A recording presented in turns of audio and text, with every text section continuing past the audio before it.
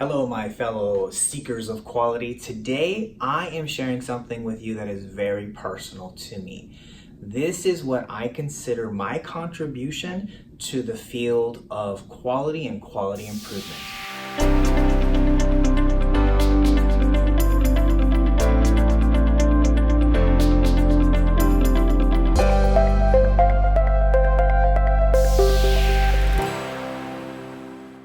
So, my own personal contribution. Now, it's very difficult in the field of quality, or maybe any established field, to be unique. And for myself, I am going to be unabashed here. I'm going to tell you that I have gathered a lot of what I consider my contribution from other folks.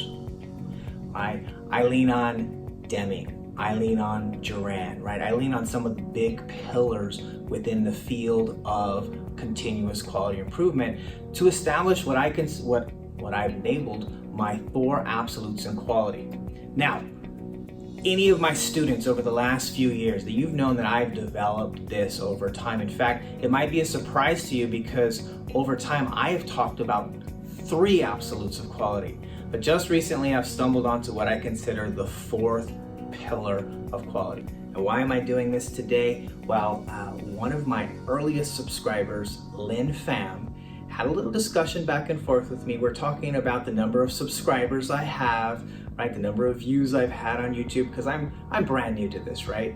But she said, don't get caught up in the numbers. And automatically I thought, wow, you know what? That is completely contradictory to my 4 absolutes of quality. When I say absolute, I mean that if there's any exception to this, if you can find one piece of evidence that says this is not accurate, then I have to throw out the whole concept of it being a absolute. So I have challenged my students over the years to come up with ideas and concepts to kick my ideas out. We haven't done it so far, so I'm pretty confident that these are some solid absolutes, but I need you to help me out here. So if you think of an exception to any of my absolutes, please comment below and allow me to have that conversation to see, is it an absolute or maybe it's not? And that testing your contribution to that is going to help me understand the field of quality even better. So let's get into it. My 4 absolutes of quality. Number 1, every repeatable action is a process. For me, everything is a process, whether it's you breathing, eating, working in manufacturing, working in sales, being a creative person and creating new art or creating new web pages and web design. To me, I see that entire world, or the entire world, as a set of processes. So if it's a repeatable action, it's a process. Number 2, every process can be improved. So this is my leaning on the whole field of continuous improvement, right? Number 1, it's all about application. Where does this fit in? Number 2, there is no finish line.